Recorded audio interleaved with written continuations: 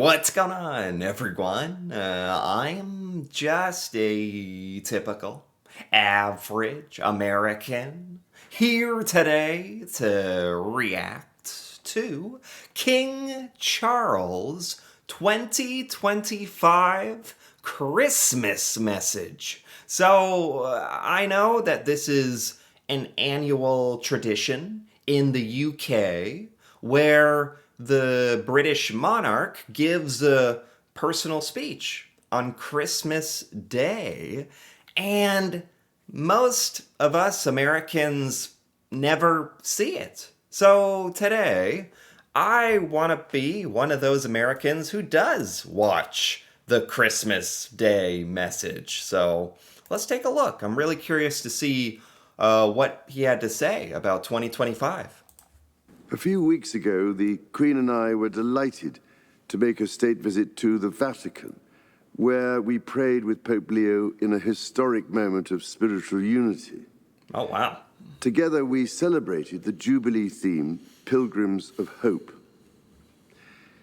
Pilgrimage is a word less used today, but it has particular significance for our modern world, and especially at Christmas. Oh, wow. It is about journeying forward into the future, while also journeying back to remember the past and learn from its lessons. Oh, wow. This is, I don't know. I don't really know what the vibe, what the feeling of the Christmas Day message is supposed to be. And maybe there are no restrictions on what he can talk about, but this is almost like, this is a little serious, it feels like. Well, at the same time, very true, very eloquent. I like this. I'm, talking about the future, which is cool, and also the past. I'm kind of curious where he's going with this. We did this during the summer as we celebrated the 80th anniversaries of VE and VJ Day.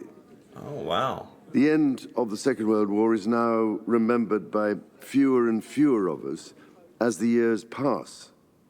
But the courage and sacrifice of our servicemen and women, and the way communities came together in the face of such great challenge, Wow. carry a timeless message for us all. I like this. These I like this a lot. I like that a lot. In the first minute or two of his speech, pretty much addressing the entire nation, right? He takes some time, right at the beginning, to thank the men and women and service people of the UK, soldiers, military, veterans. That's really cool. I really admire that, actually. These are the values which have shaped our country and the Commonwealth. As we hear of division, both at home and abroad, they are the values of which we must never lose sight.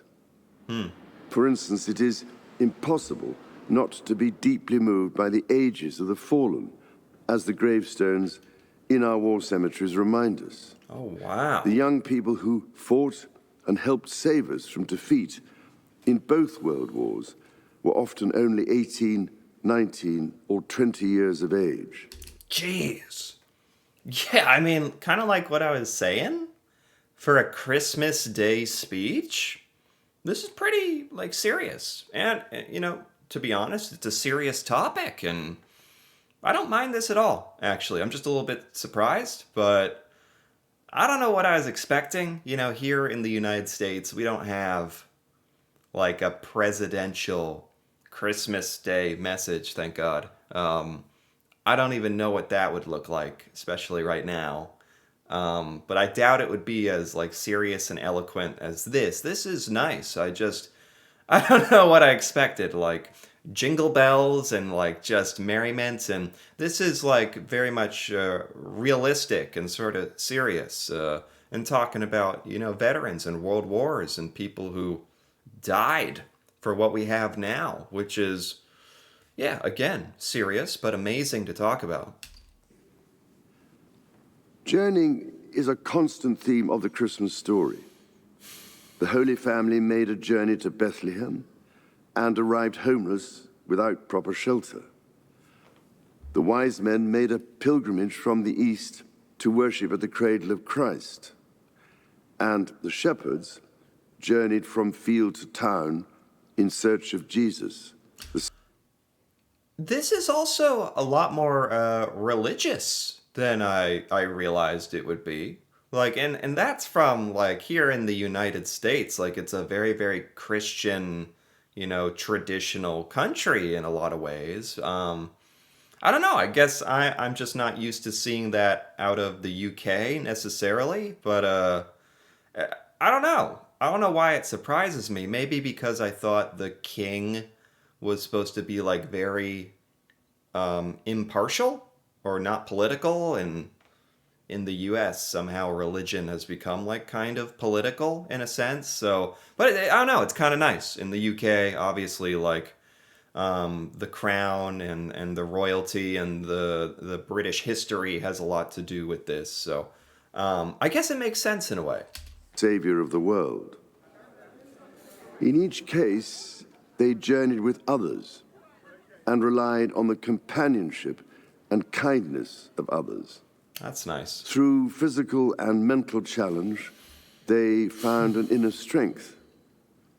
To this day, in times of uncertainty, these ways of living are treasured by all the great faiths. There he is, the American Pope. Ha! Who saw that coming? Anyway. And provide us with deep wells of hope, of resilience in the face of adversity, peace through forgiveness, simply getting to know our neighbors, and by showing respect to one another, creating new friendships.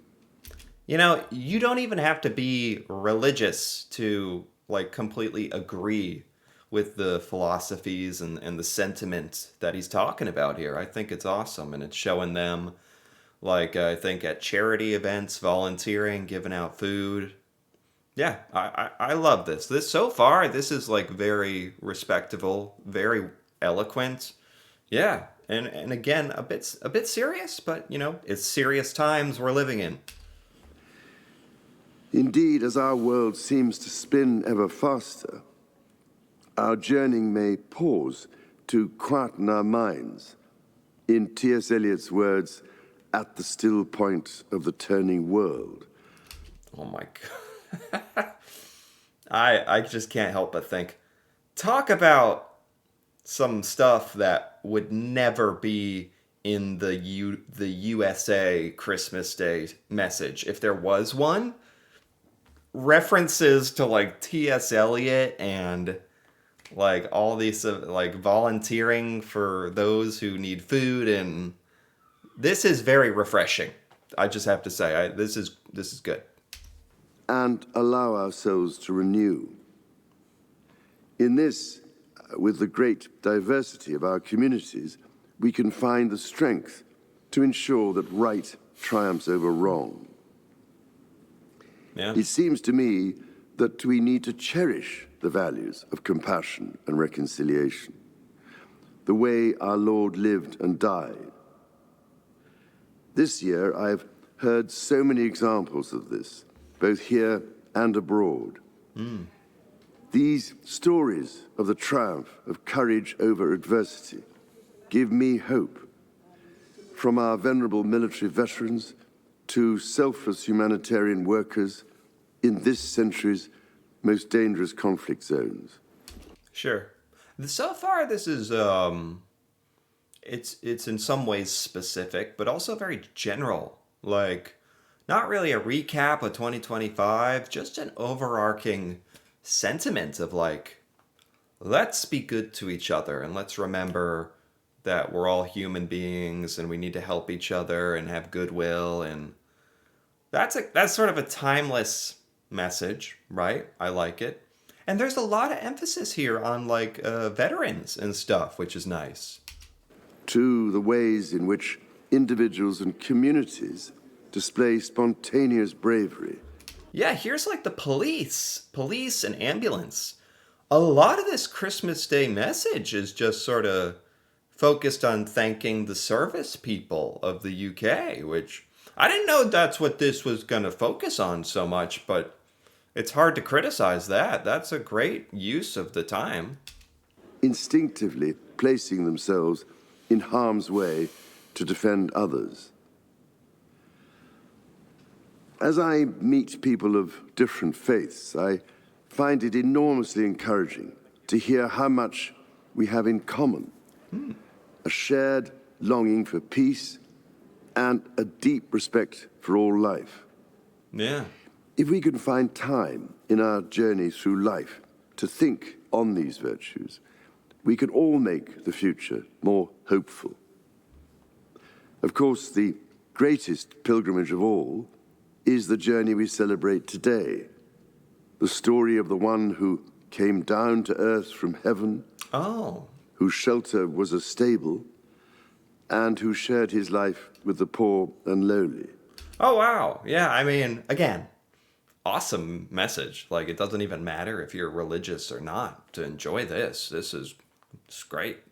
But it is very religious, like in no uncertain terms, talking about like the story of Jesus. And obviously, for a lot of people, that's what Christmas time is about. So, yeah, makes sense. I don't know. I just didn't realize that was like such a big role for the king to talk about. It was a pilgrimage with a purpose, heralded by angels, that there should be peace on earth. That prayer for peace and reconciliation, for doing to others as we would have them do to us, which rang out over the fields near Bethlehem more than 2,000 years ago, still reverberates from there and around the world today. It is a prayer. That's cool. It's cool they put in like all these little side videos showing him going around the world. Like that stuff, like as an American, I don't really see. I don't know what the king gets up to, and obviously he's got to be really busy doing stuff. But it's cool to see how much of his life is dedicated to like traveling and trying to like extend this message of peace and learn about other cultures and religions. And he's just trying to be a great representative of the UK, right? And I think he's doing a good job. It is a prayer for our times and our communities too, as we journey through our lives. So, with these words and my whole heart, I wish you all a most peaceful and very happy Christmas. Wow. Wow. Is that it? That's it. The rest is just like singing and stuff, I guess. Wow. That was really nice and not exactly what I was expecting. I didn't really know what to expect. I think last year I checked out the Christmas message as well, if I remember. And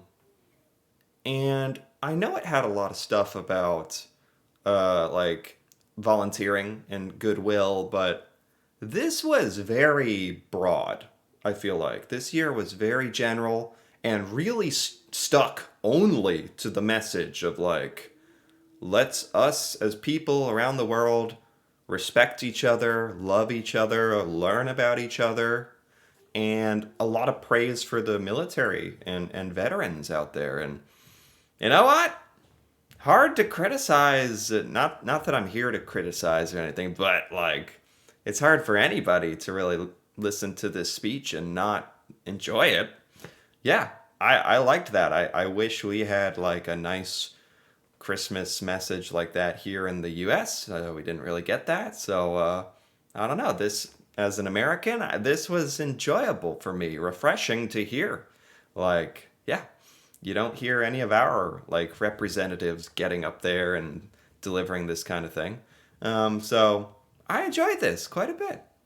Anyway, if you enjoyed this as well, feel free to give this video a like or leave a comment with your thoughts on the 2025 Christmas message here and what it means to you. And that'd be cool to hear about. And if you're interested in more videos like this, me reacting to the UK, and seeing things from the UK that I've never seen before, feel free to subscribe for more. And until then, thanks for watching and see you next time.